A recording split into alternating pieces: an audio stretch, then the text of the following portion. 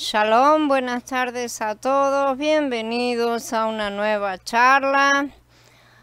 Vamos a hablar acerca de Yahanan, seguimos estudiando, manifestando la gloria de Elohim. En primer lugar, vamos a ver la estructura y el propósito. El nivel de estudio aquí es a nivel 2, Derash y Sod.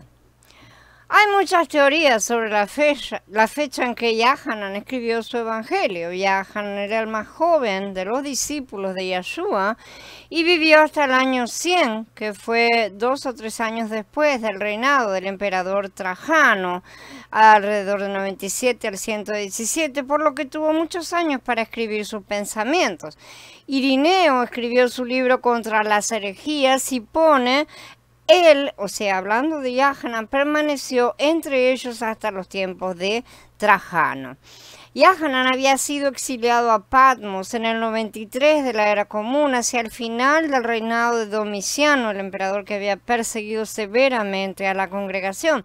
Domiciano se había apoderado del título Censor Perpetuus, o sea, censor perpetuo, otorgándose a sí mismo el derecho de determinar el código moral del imperio. En el 93 se añadió a sí mismo el título de Dominus et Deus, o sea, Señor y Dios. Según Tertuliano, en su libro sobre la prescripción contra los herejes, dice: cuán feliz es su congregación sobre la cual los apóstoles derramaron todas sus doctrinas junto con su sangre, donde Kefá soporta una pasión como la de su Adón, donde Shaul gana su corona en una muerte como la de Yahanan, donde el apóstol Yahanan fue sumergido por primera vez ileso en aceite hirviendo y de allí remitido a su exilio en la isla. Esta ejecución fallida explica por qué Yahanan fue exiliado en Patmos en lugar de ser ejecutado como de costumbre. Patmos era el Alcatraz de la época, una isla escarpada ubicada a 24 millas de la costa de la Turquía moderna, donde los criminales empedernidos vivían de un lado y los presos políticos del otro. Los presos políticos fueron tratados con mayor respeto y se les permitió vagar libremente por la isla.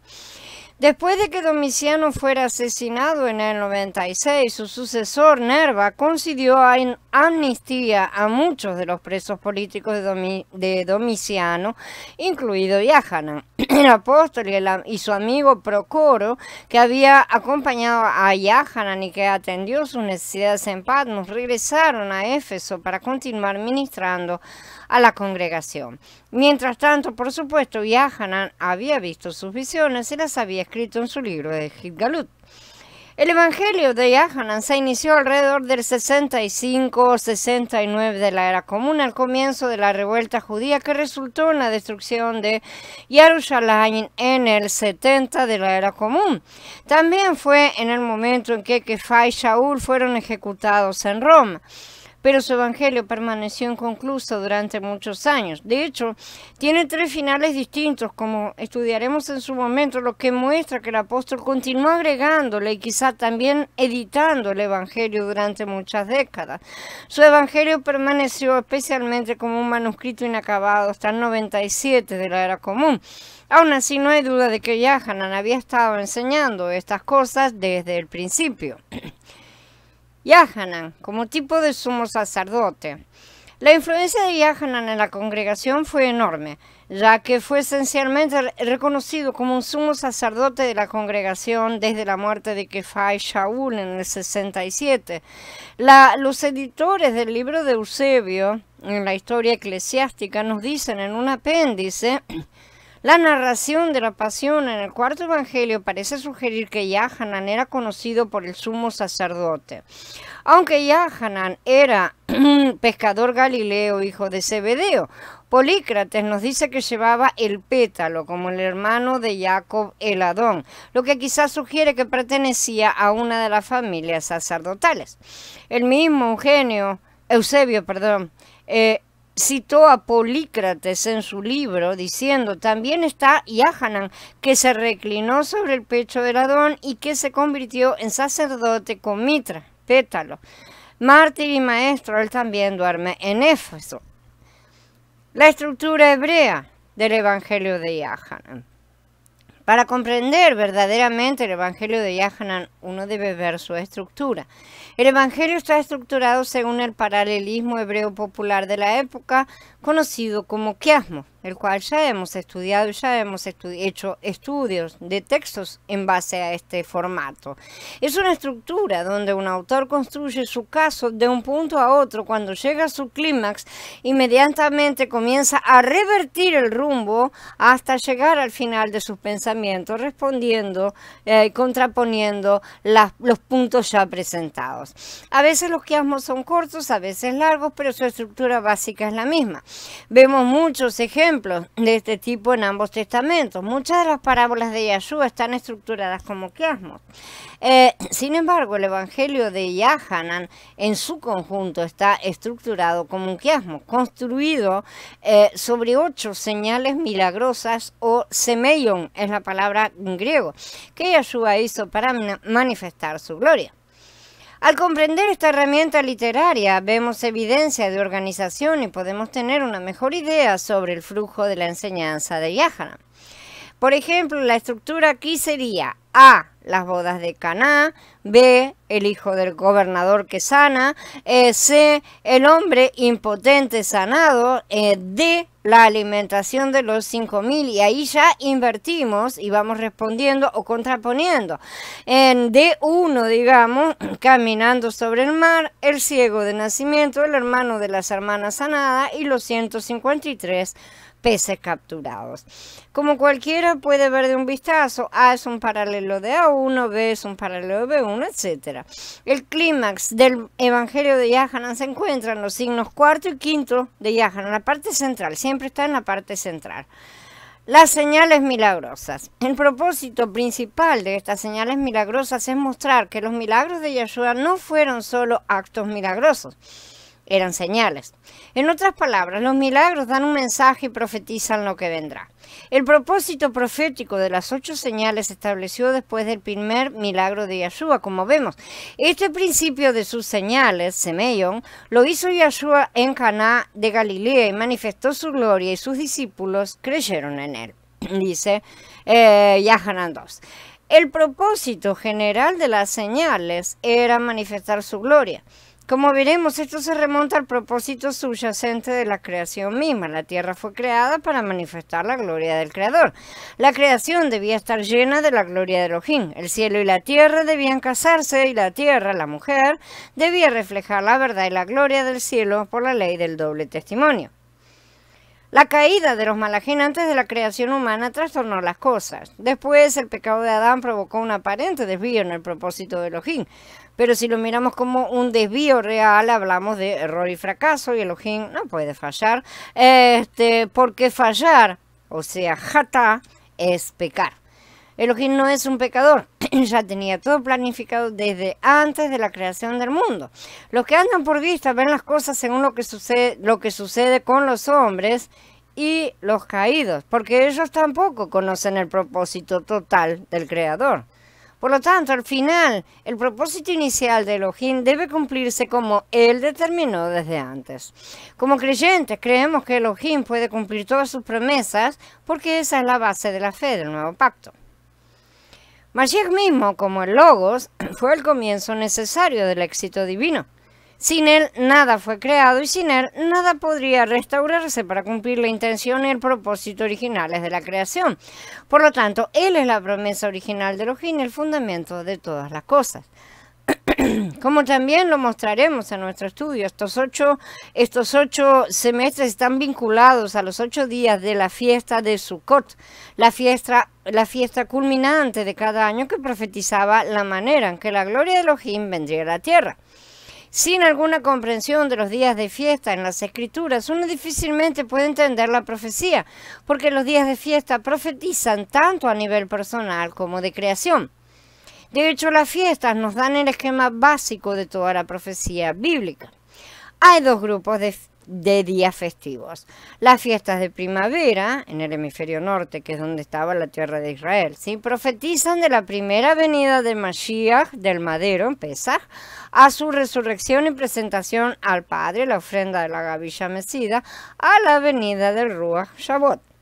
Las fiestas de otoño profetizan de la segunda venida de Mashiach, comenzando con la resurrección, trompetas, la proclamación del jubileo y Yom Kippur, la transfiguración de los vencedores el primer día de Sukkot, la venida de la cabeza sobre el cuerpo en el medio de Sukkot y finalmente la presentación de los hijos de Elohim al Padre en el octavo día de Sukkot. Estos eventos están profetizados en el Evangelio de Yahanan a través del quiasma de las 8 Semeion, ¿sí? Esto sobre todo el de la octava señal que establece el camino de la filiación. La gloria de Elohim comienza a manifestarse en la tierra a través de Yeshua HaMashiach, ¿sí? Y de allí procede a una mayor manifestación de los hijos de Elohim. A partir de allí revela la glorificación de la congregación como un todo y finalmente muestra su plan de reconciliar a todos los hombres consigo mismo, en el capítulo 12 de Yahanan. Solo cuando toda la creación haya cumplido su propósito divino, Elohim estará satisfecho. Esa es la restauración de todas las cosas. Perspectiva hebrea de Yahanan. Yahanan era de una familia sacerdotal y era conocido del sumo sacerdote y entró con Yeshua en el patio del sumo sacerdote. Más tarde también pudo hablar con la esclava que actuaba como portero para permitirle a Kefá entrar al patio donde se estaba llevando a cabo el juicio. Está en capítulo 18 de Yahanan. Además, Yahanan fue el único de los 12 discípulos que permaneció al pie del madero con las mujeres mientras Yeshua sufría y moría.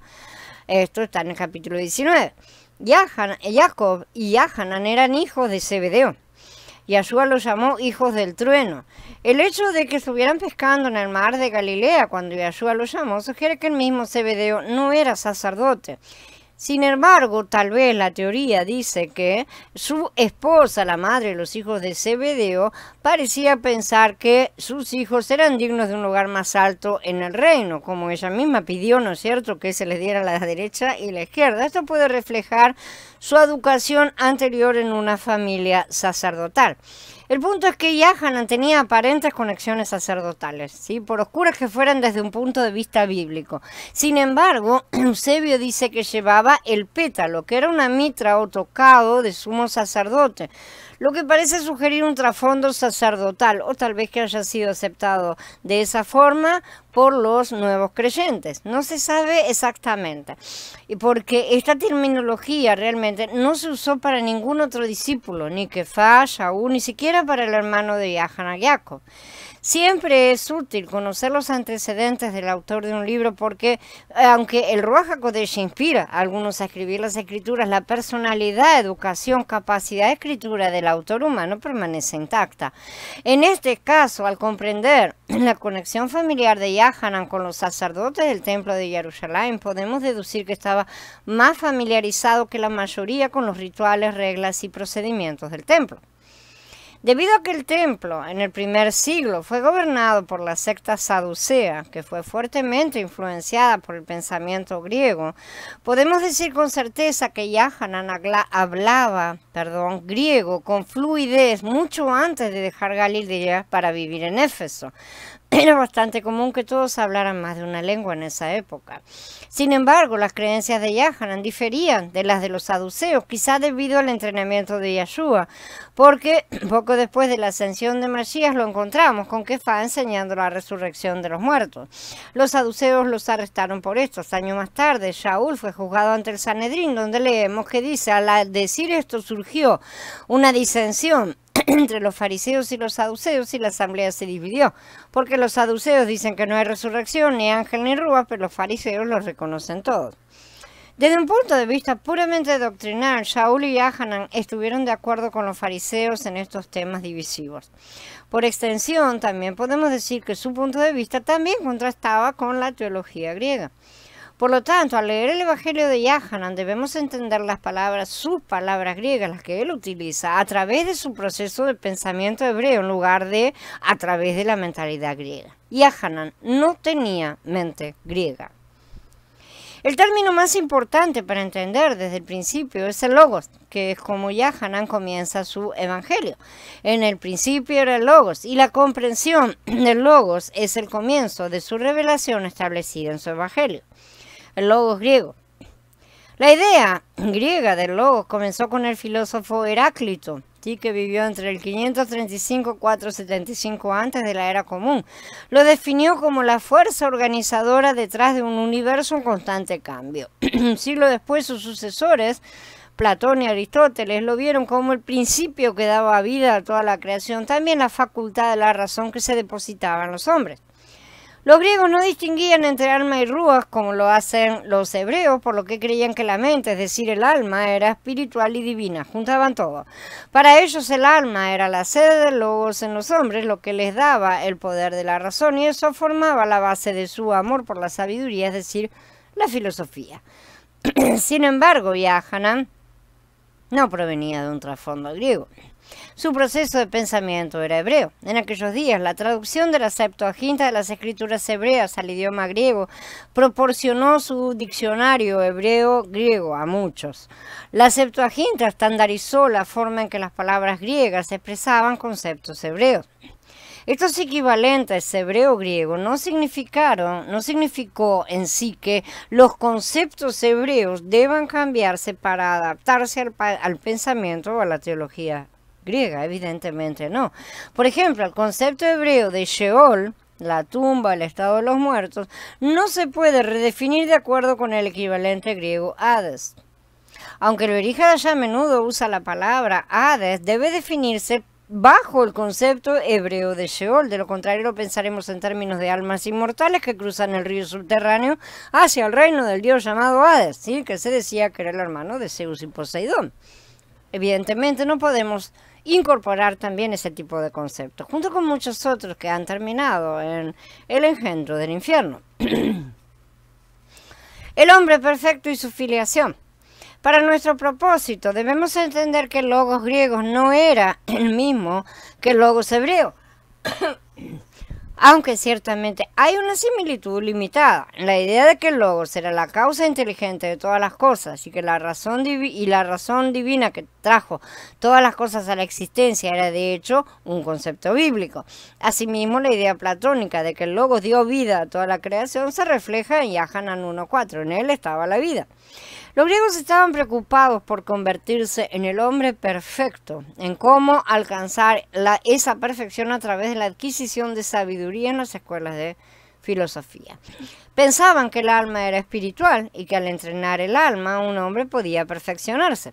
Eso, dijo Shaul, era una ilusión, porque el alma es carnal y no espiritual, y la única manera de lograr la perfección, inmortalidad e incorrupción era a través del Ruach de uno, personificado como el que es espiritual en Corinthians Aleph en el capítulo 2. Yohanan presentó a Yahshua HaMashiach como el hombre ideal, y también mostró cómo el resto de nosotros podemos alcanzar la misma perfección a través de su muerte en el madero, resurrección y ascensión. Mashiach es la puerta, dice Yohanan en el capítulo 10, por la cual todos los hombres deben pasar para alcanzar la perfección.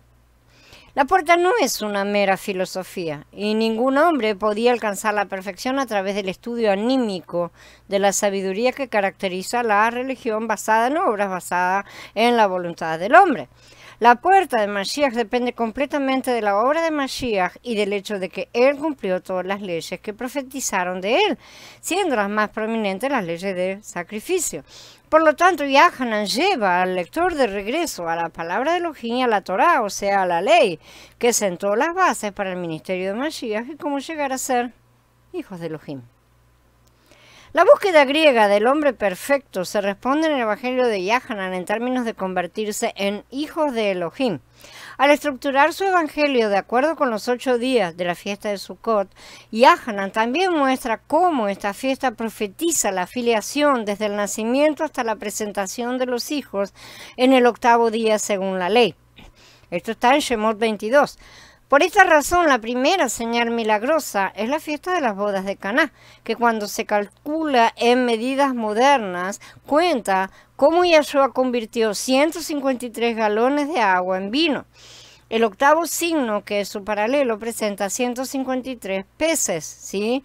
Porque 153 es el número bíblico que representa a los hijos de Elohim. La frase hebrea, Bnei Ha Elohim, hijos de Elohim, tiene un valor numérico de 153.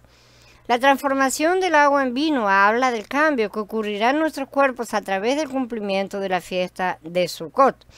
Lo que sí comenzó el primer día de Sukkot, es decir, la primera señal milagrosa, se completará en el octavo día, cuando los hijos de Elohim se presenten al Padre para que se manifiesten al mundo. Yahanan no estaba adoptando la visión griega de las cosas, sino que estaba apelando a sus lectores griegos para que adoptaran la verdad de las escrituras hebreas. Lo que buscaban los griegos nunca podría lograrse mediante la filosofía o mediante la voluntad de sus almas. Y eso hay que explicárselo también a la mayoría de los cristianos actuales. Podría lograrse no mediante el estudio en el salón de clases, sino solo siendo engendrado por el Ruach.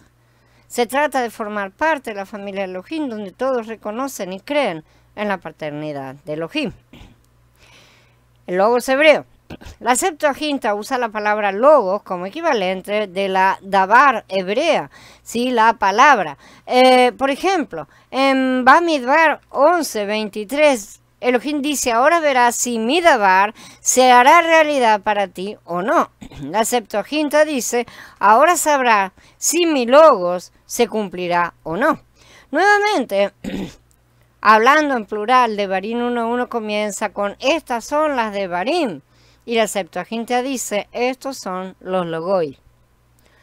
Los hebreos fueron más allá del significado superficial de dabar, aplicándolo al concepto de menra. El menra es la palabra creativa de Elohim y también se usaba en el Targum como un sustituto de el Adón. En otras palabras, Elohim mismo también fue su palabra, porque su palabra expresa quién es él. Elohim siempre será fiel a su palabra porque siempre debe ser fiel a sí mismo. Por lo tanto, se decía que Memra era la manifestación de Elohim. Esta es otra palabra simplemente para describir las mismas cosas. El Memra, cuando se usa para describir el gobierno de Elohim sobre el destino del hombre, es decir, la predestinación, era el agente de Elohim. El Targum también dice, mi Memra será para ti por deidad redentora. Esto aparece en la enciclopedia judía, pueden corroborar los datos. También se nos dice que el equivalente griego de Menra era Logos. El concepto de Menra como agente de Elohim seguramente era bien conocido por el mismo Yahanan, porque todos los estudios del Targum fueron los estudios intertestamentarios entre los dos testamentos, cuando no hubo revelación, no hubo ningún tipo de escritura, ¿sí? Y estas fueron los escritos que estuvieron estudiando, y buena parte de ellos están entre los esenios y en toda la biblioteca de Qumran y demás. El concepto de Menra como agente de Elohim seguramente entonces era bien conocido por Yahanan. A través de Yahanan la congregación también llegó a comprender este concepto. De hecho, debido a que la congregación primitiva aplicó el término logos a Mashiach, los judíos reaccionaron casi abandonando el término por completo. La enciclopedia judía dice, en la liturgia de la congregación antigua adoptada de la sinagoga, es especialmente interesante notar la frecuencia con la que el término logos fue cambiado en Mashiach. Posiblemente debido al dogma cristiano, la teología rabínica fuera de la literatura del Targum hizo poco uso del término Menra. Solo hubo una pequeña comparación entre el logos de la mentalidad griega y el Menra en el pensamiento hebreo. Los griegos tenían poco o ningún conocimiento de la ley bíblica y buscaban la sabiduría del mundo en lugar de la sabiduría de Elohim contenida en la ley. De hecho, ni los judíos ni los griegos buscaron la perfección a través del engendramiento espiritual. Cada uno a su manera buscó la perfección por la voluntad de la carne y la voluntad del hombre. Yahanan, sin embargo, presenta otro camino a través de la única puerta, Yahshua HaMashiach. Esa puerta se entiende por la revelación en la palabra de Elohim, incluida la Torah. Cuando Yohanan comienza su evangelio diciendo, en el principio era el Logos, se estaba explicando, Bereshit 1:1, en el principio creó Elohim. También estaba presentando a Mashiach como el Menra de Elohim, aquel tan lleno de la palabra que se convirtió en la palabra viva, la personificación de la palabra hecha carne. Al hacerlo, Yeshua fue la imagen perfecta de Elohim y la representación exacta de su naturaleza. Esto era lo que se suponía que debería haber sido Adán. Fracasó porque había sido creado a la imagen de Elohim y formado o modelado a partir de la tierra, Adamad, ¿no es cierto? Entonces Shaul nos dice, el primer hombre, Adán, se convirtió en un alma viviente. El postrer Adán llegó a ser Ruach vivificante. El primer hombre es de la tierra terrenal, el segundo hombre es del cielo celestial. Se necesitaría un hijo engendrado para tener éxito donde un hijo creado había fallado. Adán, por lo tanto, no era el Menra y solo Mashiach es el Menra. Bien. Habiendo terminado, damos por encerrada la charla y en breve nos reunimos para charlar acerca de los puntos. Shalom a todos, hermanos.